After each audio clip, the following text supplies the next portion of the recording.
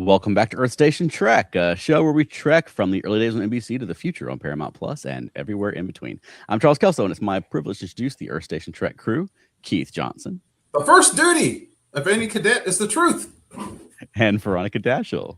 Hi. And Alan couldn't join us this week, but he'll be back next week. Next week, we'll be talking about the series premiere of Starfleet Academy. I'm so excited. Oh, boy, I have thoughts, feelings. We're only a week out.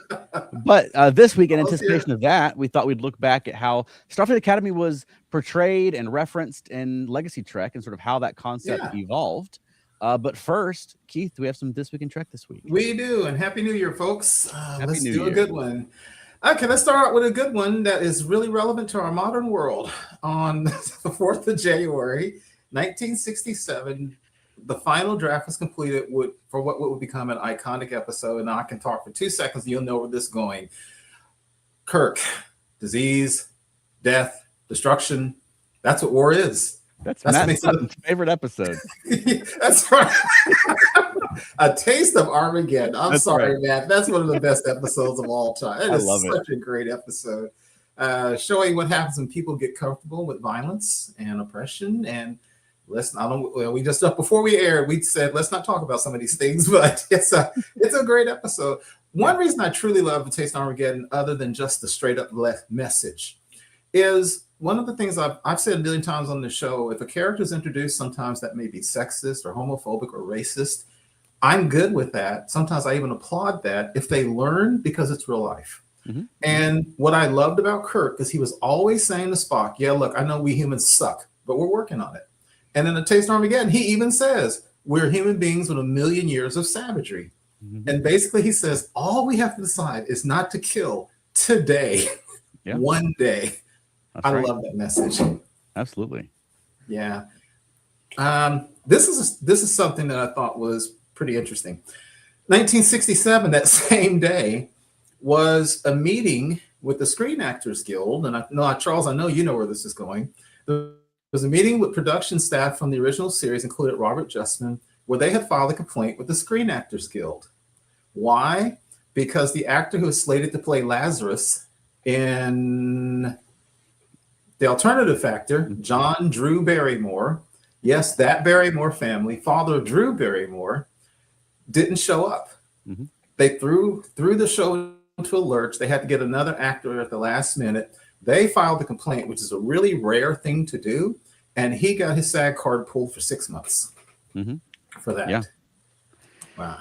Yeah. So do you think getting his SAG card pulled for 6 months or appearing in Operation Annihilate, or not Operation Annihilate, but The Alternative Factor, which was worse for his career?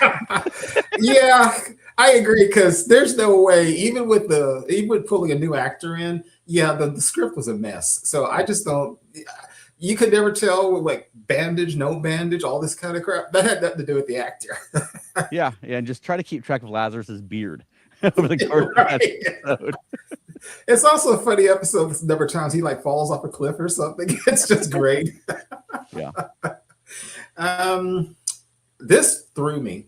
The original series on January the 4th, original series, only 16 episodes of the original series aired in France for the first time. Okay. 1982. Wow. Yeah, 16 years after the series premiered, the original series aired in France, only 16 episodes, aired on French channel TF1, terrestrial television, and the show was renamed, I cannot pronounce this, Patrouille du Cosmo, which means Cosmic Patrol. That's what Star Trek was called. Nice. And Chuck, does that not sound like a 1950s space show? Cosmic Patrol. Yeah. Only Proton. Yeah, exactly. Yeah. Only 16 episodes aired. I have not been able to find out yet what the heck happened. One thing was Franz Nguyen, who played Elan of Troyes, was born in Marseille, France. It was a rather big deal when her episode aired there. Only 13 episodes aired. The remaining episodes did not air in France until 1986. Wow. As in TNG time. That's what I was about to say. Isn't that when TNG was like starting to cast or something? Yeah, isn't that wild? And I got to find out why. I checked several sources to make sure I'm correct. That is correct. That is strange. Wow. Really strange. I thought this is interesting because this is a place I always said I was going to go and I never got to go. Also, January 4th, 1998 was the opening of Star Trek The Experience in Las Vegas. Okay. Opened in 1998, closed 10 years later in 2008 due to financial challenges. And they also said severe licensing issues. I never got to. Yeah, it was a shame it closed in 2008 and then Star Trek came back in 2009. Yes. Right. Right. It's tragic. From everything I've heard and read from people who went there, it was very great. It had Quark's Bar and all this stuff. It was a $70 million investment in that place. Wow. That's a big deal. All right, let me jump forward. This one for you, Charles. 5th of January, 1994, The Empath finally airs in the United Kingdom, which was aired on the United States television in 1968. And Veronica, if you know that one, you remember that one? It's a lot of torture. That's the original series episode where Kirk, Spock, McCoy end up with that alien woman who can't speak. She's mute, and those big-headed aliens are performing an experiment on Kirk, Spock, and McCoy to see if they can get her to feel empathy because their son's about to go nova, and they will save that planet if her people are worthy. And as Charles said, there's a lot of torture in it, and that's why it was not aired in the UK and even Germany for years because it was deemed too violent for that television. It seems like a poor system to gauge a civilization of just plucking one random person. I assume she was random. Imagine if you got plucked up and they're like, we're going to decide if humanity is worthy of surviving based on you. Right. Yes. It was a crazy thing. Then at the end, Kirk gives a little speech and everything is A-okay. Okay, jumping forward quickly. January 6, 1967. These are great days. 2 classic episodes were submitted for final approval, final draft, same day. First, Errand of Mercy, and the second, Devil in the Dark. Hey, can you imagine? Yeah, if I submitted those, I'd slam them down on the desk. Be like, tell me what you think. Right. I found this kind of interesting, the synchronicity. Exactly 25 years later, first day of filming, January 6, 1992. First day of filming on the TNG episode, The Outcast. Okay. You know that one, Veronica, right? That's the one where William Riker falls in love with the Soren, a member of the Janai, the androgynous species. Oh, okay, yes. Where, if anybody develops gender or gendered, I know that's not a word, or feelings, then they get reprogrammed. It's an interesting episode. I think we've talked about before. What I find so interesting is in a lot of ways, it was definitely groundbreaking for television. But I also noticed people criticize it for not having the courage to go far enough. Yeah. I've always found that a very interesting dichotomy for a show like that. Yeah. At the time, it was a sort of an analogy for homosexuality, right? In which people were being treated, and people are looking through it more of a gender lens now because obviously our understanding of things has changed a lot in 35 years. Right. But yeah, I think it's certainly worthy of criticism. But I also think that getting a big franchise like Star Trek on board with social issues or challenging issues when there's that much money involved, I think can be a challenge. So I applaud them for what they did, and of course I would have loved to have them done more. Yeah, and also to get what you said, if you think about it, Charles, they were just few years later. You had the first same-sex kiss in Star Trek, and that was that worried the studio so much they issued a disclaimer. I remember watching it. It was like basically caution when they aired that episode of DS9. So. Yeah, you got to take your progress where you can. Right. Just a couple of more. 1969, January 9th was the final day of filming for Turnabout Intruder, and thus the final day of filming for the original series. It closed out with the scene where Kirk and Janice Lester's minds got transferred, and thus ended the original series on television. Yeah, not the greatest finale they could have had. Right. And one more, 1992, 23 years later, Nichelle Nichols got her star on the Walk of Fame, January 9th, 1992. What I found interesting, I know you guys know this, which is weird. Shatner got his star in 1983. DeForest Kelley got his in 81. Leonard Nimoy in 85. George Takei, 1986. Nichols in 92. And then 20 years later, Walter Koenig. 2012. I still don't know what that's all about. Yeah, I remember that. I remember him being the last one to finally get one. It was kind of a big deal. Yeah. Right. Yeah. Right. That's this week in Trek history. Oh,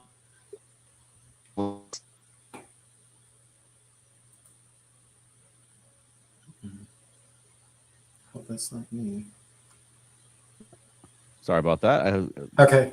Technical difficulty there for a moment. Elaine said Star Trek Experience was so cool. Matt and I went in July 2006. Our proudest moment was when Matt was shamed by a Klingon for not drinking a 4-person Borg sphere by himself.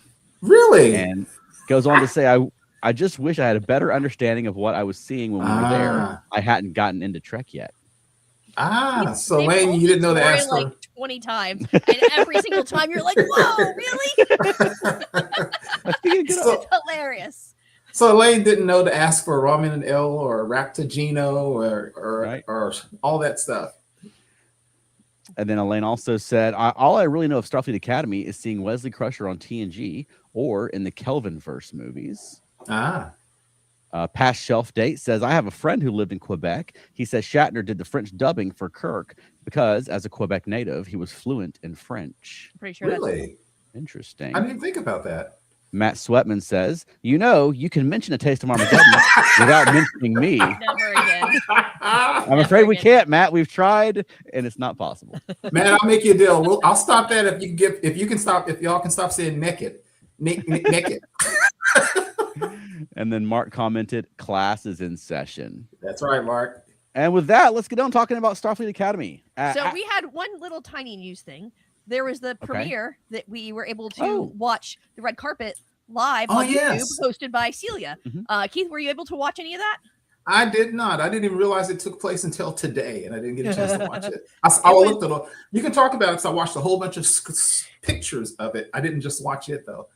Yeah, it was a lot of fun. Celia was like a kid in a candy store. She was so excited, and she'd been because they were on the Strange New Worlds cast and the Academy cast were on the same lot, just filming different things. So she already knew these kids that were coming in. So she was already like buddies with them and all excited to see them again and everything, because they had wrapped a couple weeks ago, and so she hadn't seen them, and I'm sure they were busy because they're in the middle of filming season 2. So it was, and then there was some they called them legacy characters. It was more they're legacy characters now. They are legacy characters now. Yeah. But like Kate Mulgrew was there. Right, but the ones you were talking about were from the Kurtzman era. Yes, people from Discovery. Yeah, they were telling them like Discovery Picard, actors, Kurtzman era, not Kurtzman, Legacy. I was like, yeah, they are legacy characters now, though. It's funny you said that, Veronica, because as you said that, I was just thinking it's kind of funny that Celia is almost like older person passing off the younger people, and she's incredibly young and incredibly new to the franchise. So isn't that, it's kind of weird in some ways? Well, she's not terribly new to the franchise, because she's been into Star Trek for a while. When her mom took her to see Zoe Saldana. I mean, as an actress in the thing, it's actually. Yes. And then what's kind of cool though, talk about full circle. Now you've got Robert Picardo, who I was just reading an article, an interview with him recently, where he said he really, despite what people might think, he really struggled with taking the role at first. Okay. Because he said the same thing that everybody goes through who plays a character like that, whether you're playing like a Highlander or Data. He said, I'm older, fatter, and shorter. So how do we explain that? And of course, they did the thing you always do, which is when you're immortal, living around mortals, you basically alter your program, your body, your appearance to look like everybody around him. And then he also evidently asked the question, which one am I? Am I the one from the original Voyager, or am I that other guy from the copy? And they said no. Yeah. He wondered which one, and they said, no, you're going to be the original. And it was interesting because he said, well, that gave me a whole different set of stories to tell, because that 100% meant that I have been living in this universe, in this part of the galaxy for almost 1,000 years. And that got him intrigued, which I thought was kind of cool. Yeah, I think that's the way to go. Like, we want to see the real Doctor. Yeah. Right? We don't want to see a copy of a Doctor that was in one episode. No. Yeah, exactly. Same here. Okay. Well, let's talk about Starfleet Academy, though, as it was in Legacy Trek. Yeah. Okay. Right. Let me grab a couple of comments before we get into it. Wayne has joined us. Welcome, Wayne. Hey, Tiger Blade 2002 says, how could I not realize it was Thursday? What's up, Wayne? Guys. And then, of course, Elaine said, long live naked. Naked. But yeah, I mean, I guess the first reference to Starfleet Academy ever in Star Trek, unless I'm forgetting something, would have been in Where No Man Has Gone Before. You're right. That's where, Kirk and Mitchell's friendship had gone back to. And, Mitchell described Kirk at the Academy as having been, Lieutenant Kirk's class was like you think or sink. And he described Kirk as being a stack of book with legs. I thought it was a great introduction to Kirk as a character, where like Kirk he wasn't the cool guy. Yeah. No. Right? Like he was the nerd, and Mitchell's his cooler buddy, who he has to kill at the end. Sorry for the spoilers. But I thought that that's one thing I like about, and something I think there's some potential in for the new show is, I mean, we had the same sort of thing with Picard as we had with Kirk, where, Kirk was more of a nerd and bookish at the Academy, and that's not who he became as an adult, although he's very smart. And Picard was more of a rogue and like hustling Dom Jot and getting in fights with Nausicaans at the Academy. And that's not who we know him as an adult. And I think there's a lot of potential in these Academy characters where you could introduce some of those archetypes and then flip them as the show goes on. The bookish nerd becomes more of a swashbuckler and vice versa. Yeah. Yeah, I've always loved that. And of course, I'm not trying to take a swipe at the Abrams verse movies, but this is not because it was the Abrams verse, but to what you're saying, Charles, my preference had always been the Kirk who started out as kind of a serious, nerdy guy, who then learned to, because, everybody talks about the stereotype of Kirk is probably a little over exaggerated. The ladies' man, the guy who's always taking a chance and taking a big gamble. That happens, but I like the fact that he was grounded in a very, very smart guy who was very serious. I love that. So I didn't. Chris Pine is fine as an actor. I didn't like how they flipped the script there to make him roguish. I think didn't Pike even say something like, "You want to be the only felon genius in the Midwest" or something like that? Right. Yeah. So it's kind of such an obvious journey from Rogue to this. I agree with you. I like that portrayal. They also mentioned right in that episode the lady who the people theorize was Carol Marcus. We don't know for sure. Yeah, the little blonde lab technician. Yeah. And when Kirk says, "I almost married her." Right. Yeah. And I mean, Kirk in the original series in Court Martial, there's two people on the Enterprise who could have, reprogrammed the computer, and Kirk was one of them. Yeah. Like he's a very smart guy. Yeah, Spock and the records officer.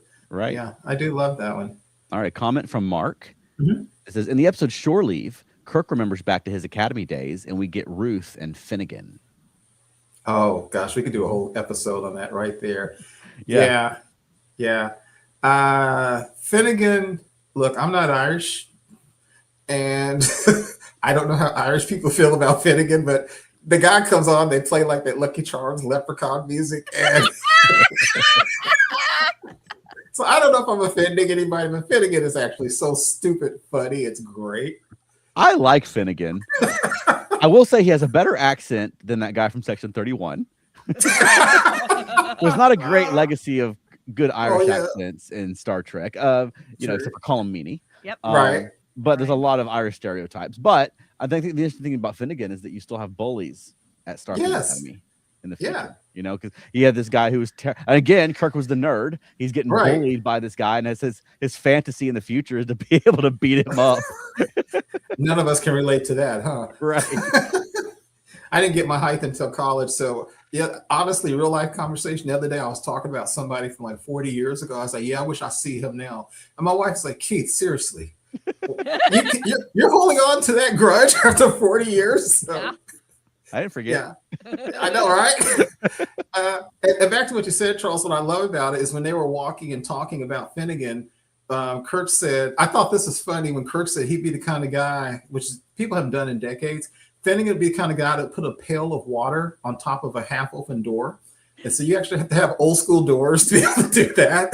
Right. But what was great is McCoy said, and you being the serious young ensign, and Kirk says, serious, I'll let you in on a secret, Bones. I was positively grim. So yeah, that's not the Kirk we came to know. That's right. And then Mark commented, that was the way Kirk remembered Finnegan. Of course, he would look bad. Oh, Mark, good point. I didn't think about that. That would have been a cool thing to do on the show is if Finnegan showed up and he was actually fine. You know what I mean? And Kirk remembers him as being this extremely obnoxious guy. I mean, he did. He was God. Hey, you know, boy. 60 years later, and I never thought about that simple point Mark just made. That's Kirk's memory of Finnegan. That's right. Yeah, you're right. He might be a completely different guy. Mark, you just blew Keith's mind. He did. And then Ruth. The thing I find interesting about Ruth is Ruth looks a little older than maybe Kirk might have been. What I always find interesting about Ruth is the music that they introduced with Ruth. If you remember that music, that music is most associated. I can't do it here, but if you think about the super sad scenes with Spock and Layla in This Side of Paradise, that's it. Yeah, that music is more associated in fans' minds with Spock and Layla, but the name of that song is Ruth's theme because it was introduced when Ruth was introduced in Shore Leave. Yeah. Wow. All right, Matt Sweatman commented, Peter David wrote a comic Trek storyline for DC where Finnegan came to the Enterprise. I think he was leading an inquisition of Kirk from Starfleet Academy or Starfleet Security. You know, it'd be great fanfic is if Finnegan started Section 31 because Kirk pissed him off. Nice. Oh God! And after Charles did that impression, I swear all I could hear now is the guy from Lucky Charms. So, do we think are they going to be like? Because we're getting a more of a youth, a YA show, I think, in Starfleet Academy. You think we're going to have the bully situation? Is there going to be a Finnegan in this show? I kind of hope so because I love Gene Roddenberry, but I always hate, and we're way beyond Gene Roddenberry. I always hated Gene Roddenberry's portrayal of TNG and stuff, where he started really pushing everybody to say there were no more conflicts among people. And so, I want to see humans in Academy because people with foibles and flaws and straight up bullies. That's what you're going to get. I mean, you're going to get the guy or the girl who comes from some family who doesn't really belong there, but their name gets them in. There's all kinds of stuff that could be going on. I get a lot of futurism, but the thought that teenagers at school are all nice to each other, I think that's a step too far. No, I agree. Never. I agree completely. Yeah. And so one of them is, I didn't think I realized this because I don't read a lot about stuff ahead of time. I don't think I realized that the young African-American man, the tall one, did I read he's Klingon and Jem'Hadar? No, that's Laura Thok, I think her name is. Yeah, that's okay. There's a Jem'Hadar / Klingon, but then he is also Klingon. He's just Klingon. A different kind of Klingon. Yeah. Yeah, right. Based on what they said on the red carpet, the blue carpet, he's more bookish, is what it seemed like. So I'd be okay with that. Yeah, that'd be awesome. Yeah. I'd be okay with a Klingon nerd. Yeah. Well, awesome. That's some built-in something right there. Either another Klingon, because by then I'm sure you've got other Klingons. Another Klingon might be picking on him because they're going to say he's a wimp. There's got to be a story written about that. Yeah. And maybe it'll be interesting about him is maybe he's going to have to hold his temper in even more than Worf or somebody would. That could be interesting. So something I thought about regarding the Academy was from The Ultimate Computer, when there's a reference made to Captain Dunsel. Yes. And then there's a scene where McCoy's like, Dunsel, what does that mean? And Spock has to explain that Dunsel is a term used at Starfleet Academy for, something that serves no useful function. But the implication of that scene, they didn't say it outright, was that McCoy didn't go to Starfleet Academy. Yeah, I always wondered about that. Yeah, because I think Spock said it was used by midshipmen. Mm-hmm. Yeah. And it was funny because when he said that, everybody on the bridge was like, oh, dang, Sulu, Chekhov, they all look, oh, man, that was a burn. Right. You're right. McCoy was the only one who didn't know. Yeah. So the rest of Star Trek, it seems like all the doctors go to Starfleet Academy. But I think that the implication there was that McCoy hadn't gone or had been in some separate program. I mean, that's also possible. I mean, I would presume that you got to have some kind of training to work on a spaceship, right? Like everyone needs to know like how to close an airlock in an emergency and that sort of thing. But no, I thought that was just an interesting tidbit that people have sort of latched onto as far as sort of building, fans sort of build their own backstories for the characters over the years. Right. Another episode, it's Academy adjacent, is Court Martial. Okay. Because there's the scene when you remember the scene when Kirk goes into the bar Yeah. and all those dudes are giving him the evil eye because they think he killed Ben Finney. And Right. he makes a comment. I forget the exact comment. He makes a comment about the class being well represented. So you kind of get the feeling he's talking about people who graduated from certain classes, and he looks around and basically says it'd be like somebody from West Point seeing a bunch of guys and women who have gone on to great things. Right. He didn't specifically talk about being with the Academy, but he had talked about them like being in these classes, like the class of '81 was well represented or something like that. Right. Yeah, I mean, that's a good point too. That Ben Finney was Kirk's instructor at the Academy, and then they ended up serving together. And then Kirk, ratted him out essentially, or reported something that he did wrong, and he blamed Kirk for that for the rest of his career. But I mean, you had Kirk and Mitchell, and Kirk was Mitchell's instructor, and they became friends. And you have Kirk and Finney, and Finney was Kirk's instructor.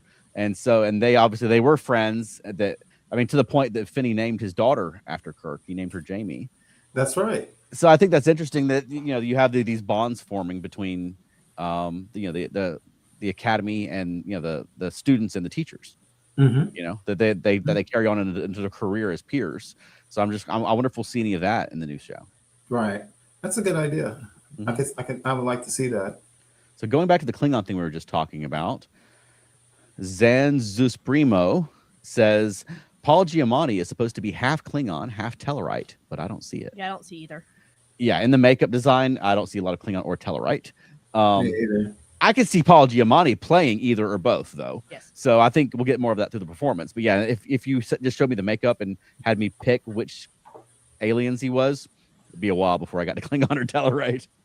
Wow, can you imagine growing up in that house? Whichever parent is a Klingon, whichever one is the God. What were the arguments at dinner like? Right. Because Tellarites kind of considered rude not to be rude, and Klingons are like soon throw a knife at you and look at you. So that must have been a heck of a household to grow up in. Right.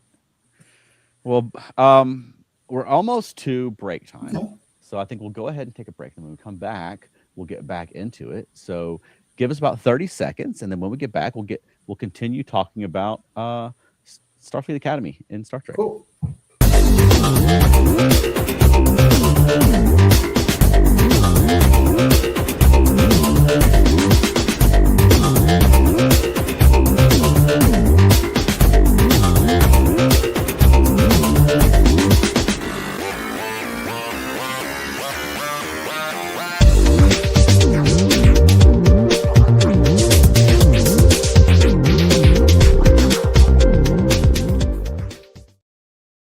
Back.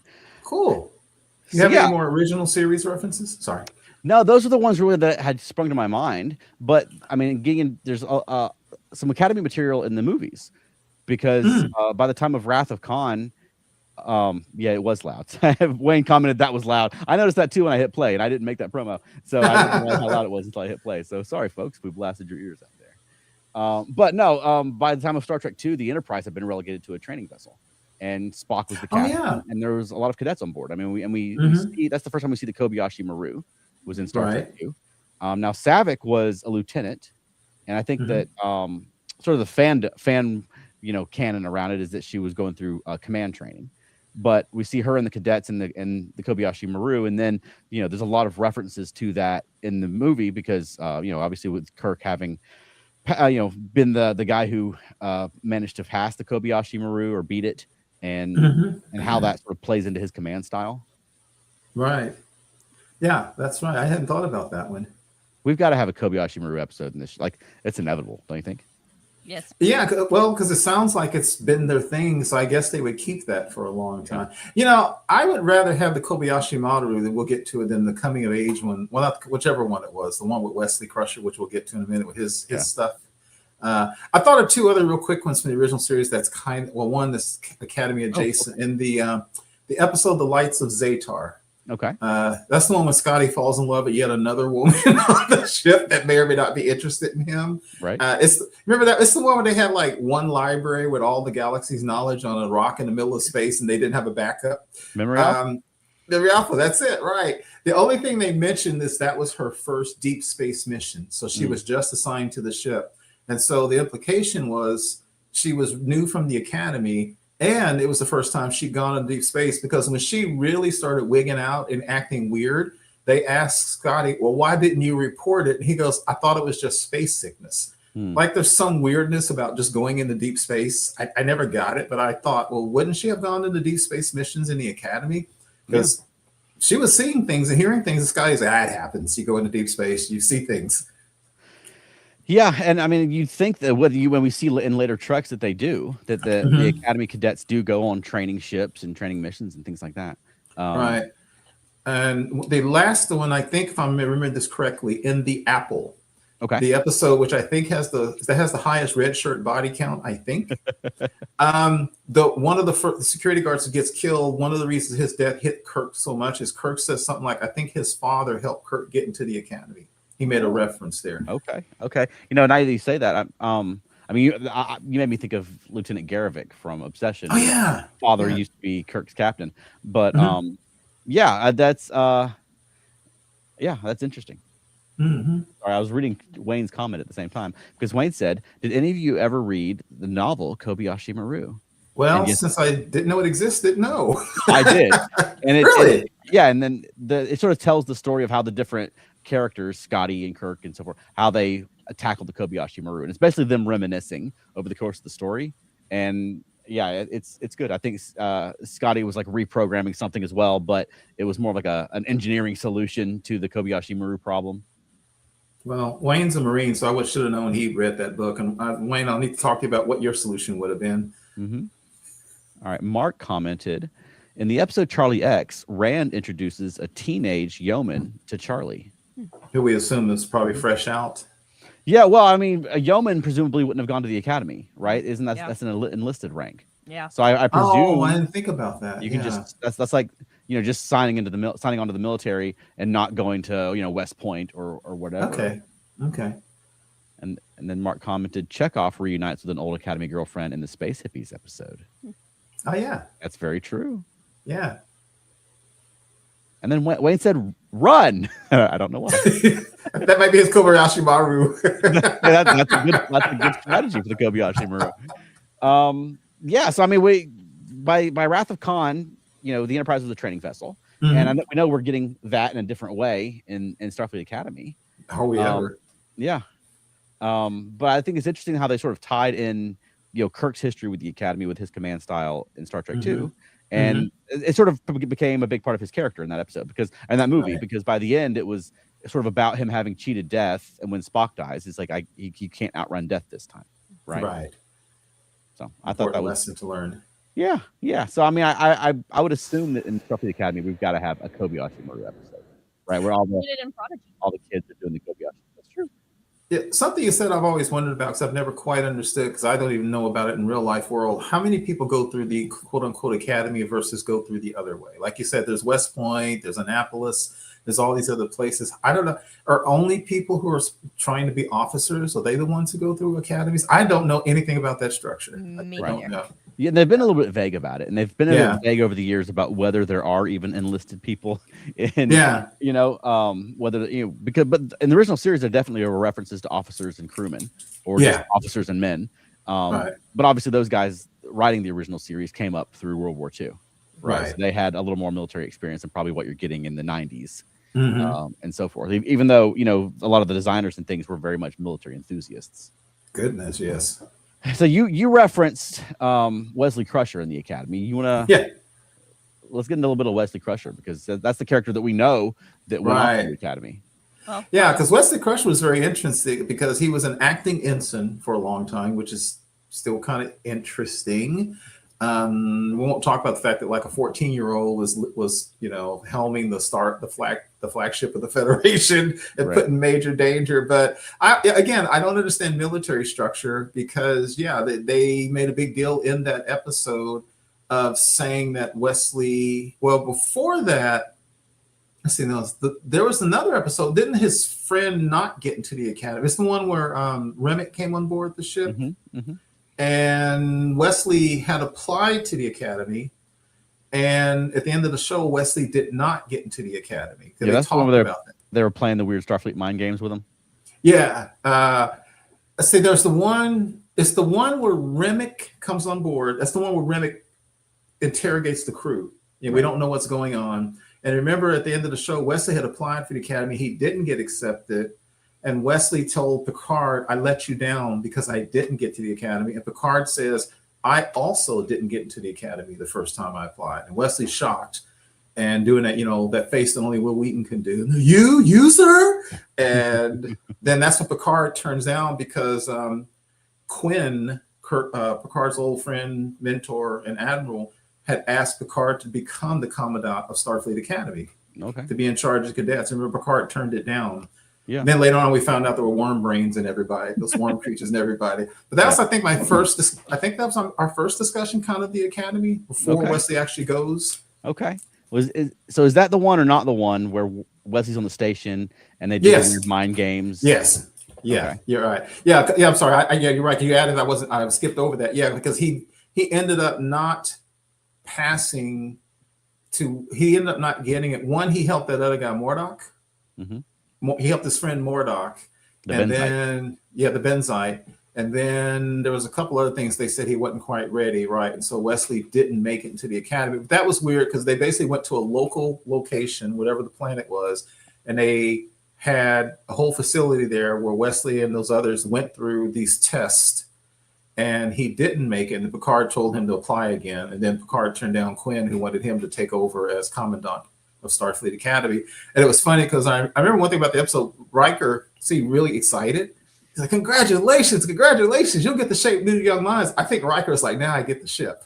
So that was kind of funny. I think that was the first mention of the Academy in TNG, I think. Yeah, they did a similar sort of thing on the short treks, that one with Pike, where there was that that cadet, and they're doing the weird mind games. It's like, I don't know, Starfleet like reads your bio, and then they'll set up a scenario that reminds you of the death of your father or whatever. Yeah, that kind of sucks.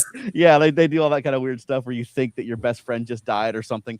I wonder if they're going to do anything in the new show. Actually, that's a good thought. I wonder if there's going to be any weird Starfleet mind games tormenting cadets. That's a good point. And again, focusing on Klingons because they're so easy to focus on. I think, what does a Klingon fear? What does that Klingon fear? Mm-hmm. Maybe he's not a real warrior. Sure. Yeah. Let's grab some comments real quick.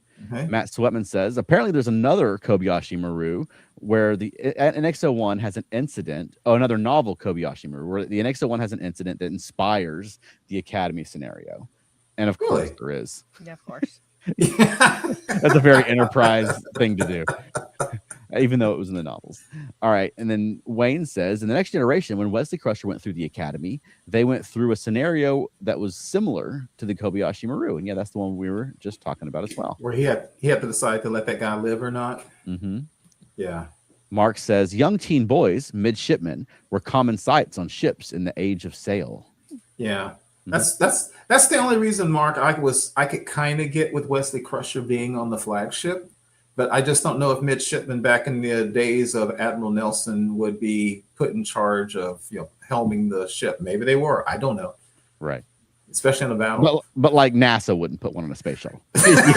Right. Matt Sweatman says, apparently to get into Starfleet Academy, you have to win a playoff against other candidates to make it into the Academy. Nog didn't. No, but Nog had a letter of recommendation from Cisco. Yeah. Well, see, Matt, you go back to the point I'm confused about, because again, there was a Vulcan, there was the Benzite, there was Wesley, and I forget who else. And so I remember watching that episode thinking, okay, so one person got in from that planet. Does that mean none of the rest of them have a way to go into Starfleet unless they can get into an academy from that location? It's very confusing to me. Yeah. And Wayne saying it was where they had to save some crew member from a burning room or something. And maybe the Academy was full up that year. Maybe I wonder. Maybe they were sort of at peak capacity that year, and they were not so much when Nog went into it. Well, here's the other thing. Right at the beginning of a war too. That's true.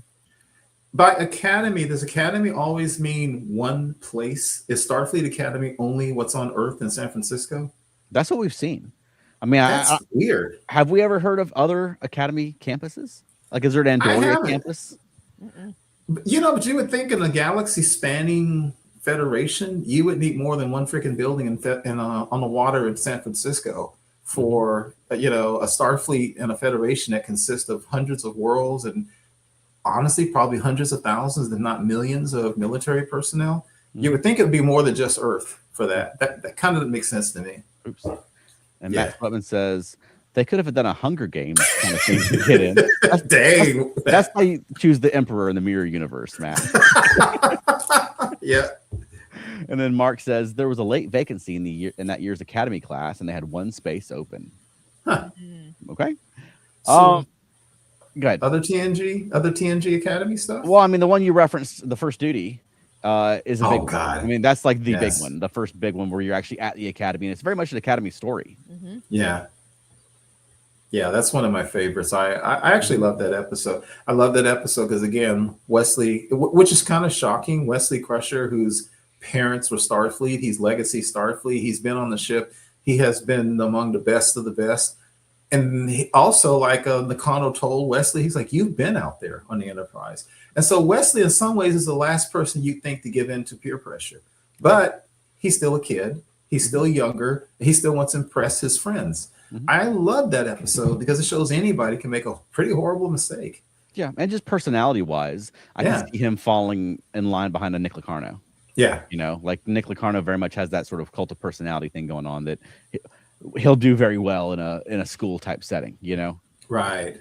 He's sort of the big boy on campus kind of a thing, Yeah. Also, that episode probably established. Now I'm thinking about: is there going to be a Boothby type in this series? Because of Boothby, he became such a character. Yeah. They even mentioned a Boothby type in Discovery when they got back to Earth, didn't they? When they were like sitting under the tree or something. There was a thing about them that they all hung out at that same tree. But yeah, I don't know if there'll be a Boothby, like if there'll be a groundskeeper. It could be the Doctor is fulfilling a similar kind of role because he's like 800 years old now. Yeah. Right. But yeah, no, I would love for there to be. I guess the great thing about Boothby though is he's outside the chain of command.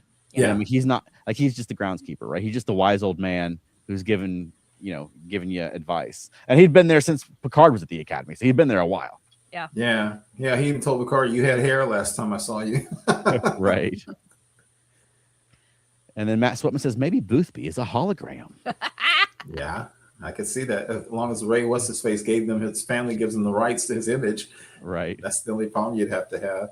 Yeah, I like the First Duty, as you said, Charles, the first time we saw it. And also, again, I don't know that Gene would have approved, but it also showed that there's not perfection in the Academy because what Nick Locarno and them were doing was frankly horrible. They didn't just cover up an accident. Then they decided to blame it on their friend Josh. Remember, that's when Wesley's like, oh, come on. Right. I might cover it up.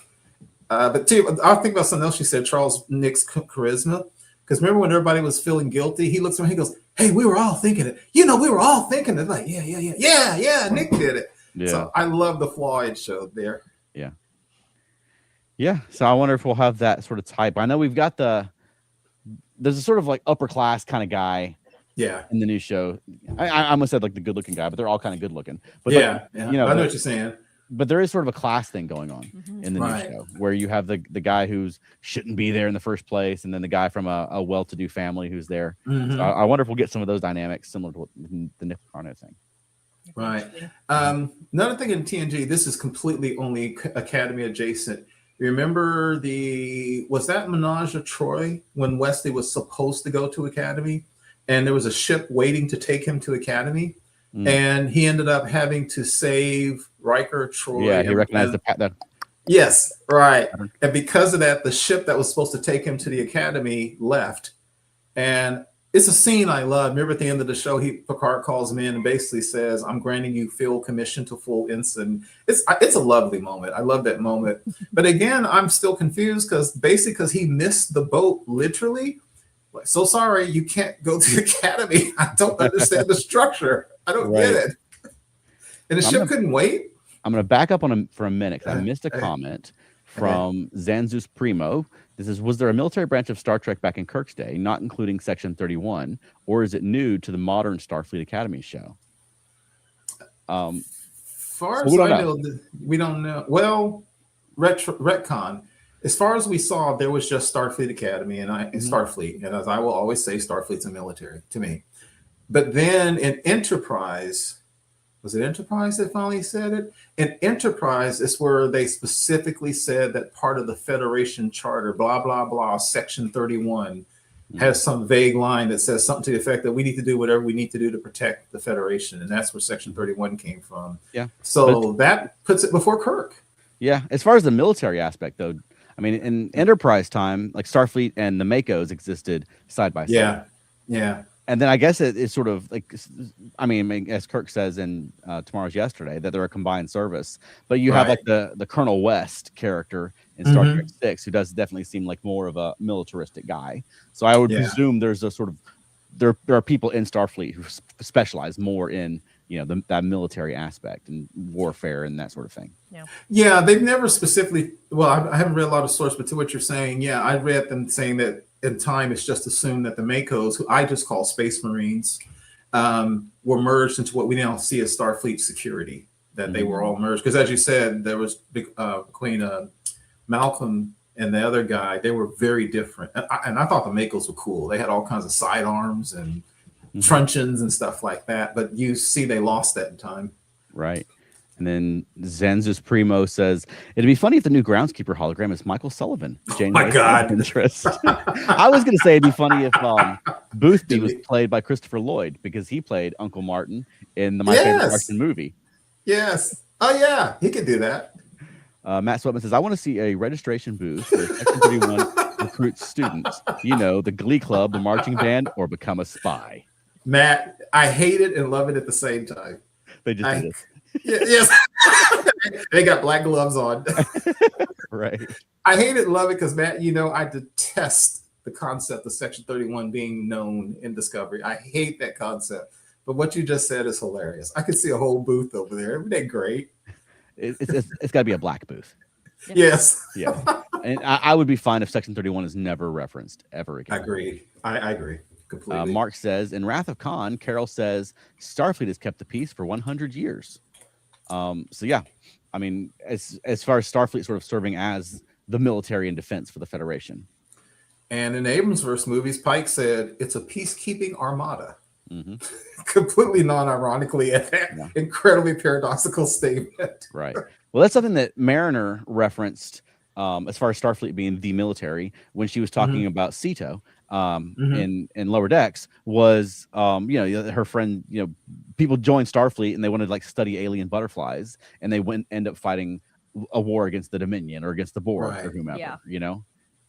So I to me, it's more interesting, and that's something they did on Discovery in the early year. Like sort of the original premise of Discovery seemed to be that it was this science vessel full of science nerds that suddenly got drafted into a war and with a more warlike captain, and it was them having to adapt. Now they shifted that premise several times as the showrunners rotated in and out of that show. But I think that's an interesting premise of people who really joined Starfleet for the wonders of the universe. And then have to face the horrors of the universe as well. And it's their responsibility. Yeah, that makes sense, because if you think about it in our own world, in the United States military, so much scientific research to this day is carried out by the military. I mean, NASA works hand in glove with the military. Back in the day, nobody became an astronaut you look at the astronauts, what were they? Former Navy pilot, Marine, Army, such and such.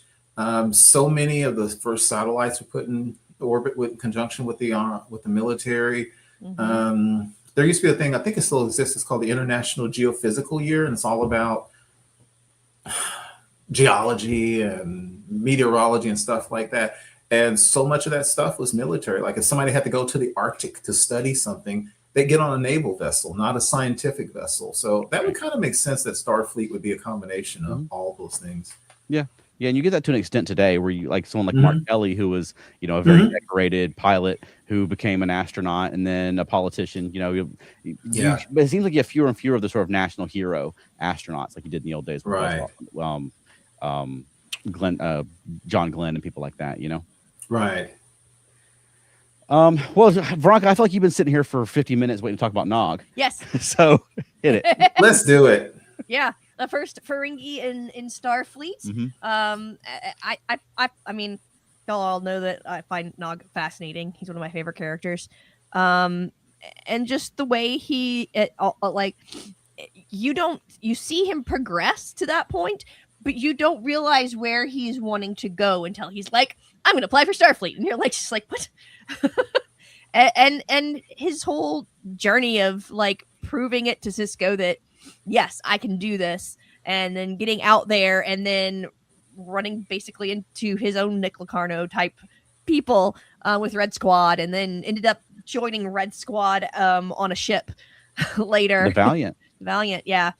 So like there's so much Star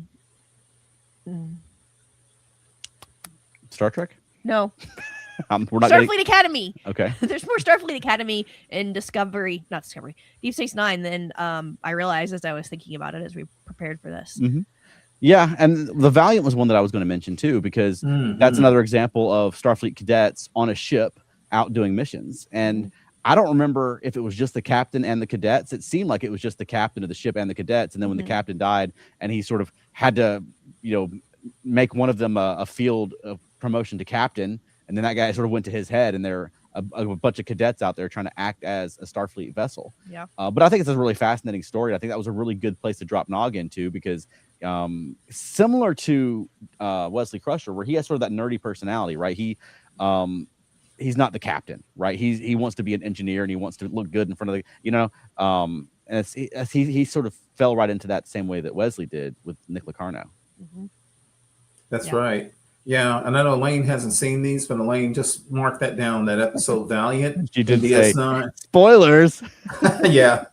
Elaine, that's one of the best DS9 episodes ever to me. It's a great episode. And also, given what Veronica is saying, Elaine, you will see later, Nog is considered simply in the entire franchise one of the best characters in terms of growth, true growth.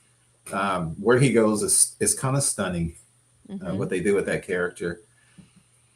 Yeah. Nog's one of my favorite characters. And one of the things I loved about his Starfleet journey is that he wasn't good at Starfleet despite being a Ferengi. It was oftentimes the things that he picked up in his Ferengi upbringing and culture that made him good at what he was doing.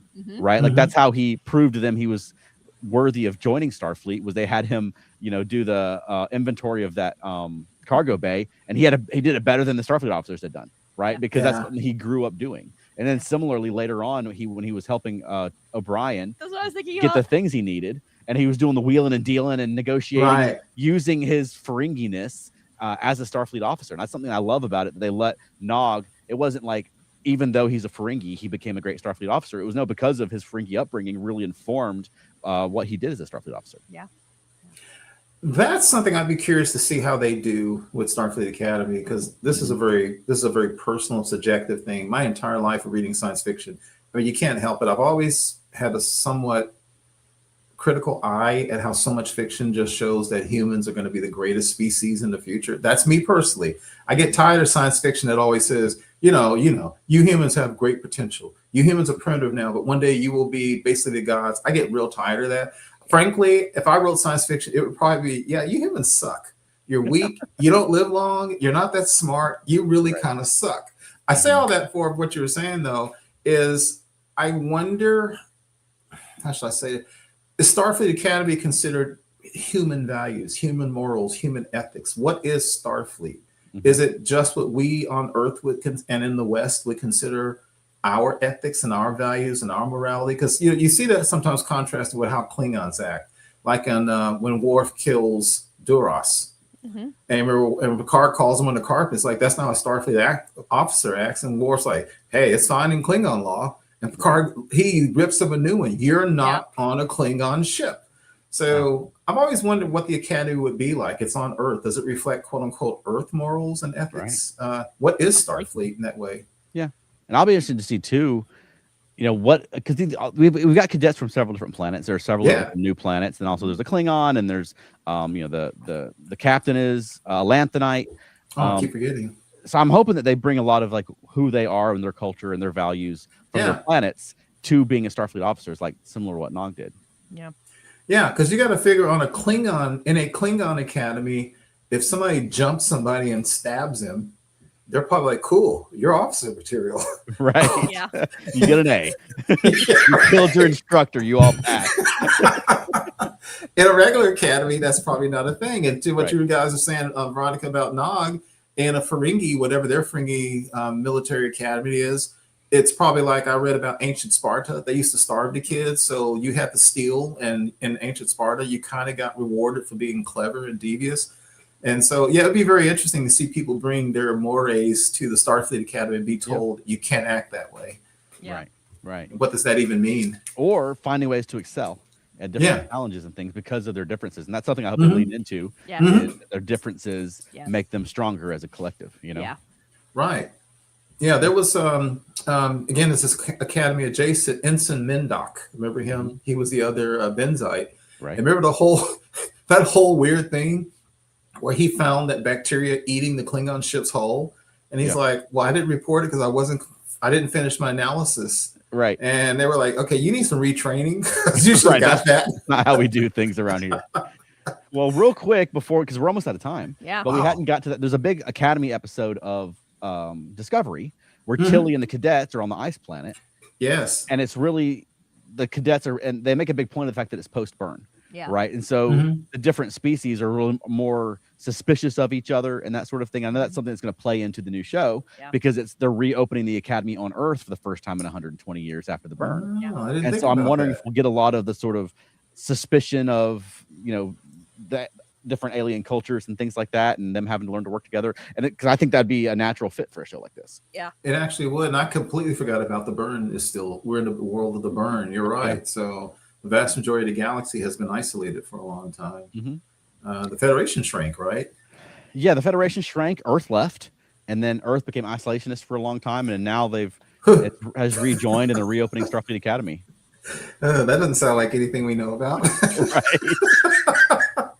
Yeah, I hadn't thought about that. Yeah, because in TNG, just bringing the Klingons into the fold, just even having an alliance with them was a big deal. Nog was the first Ferengi in Starfleet, but they knew about Ferengi. But you're right, this is completely different. They've been out of touch for so long.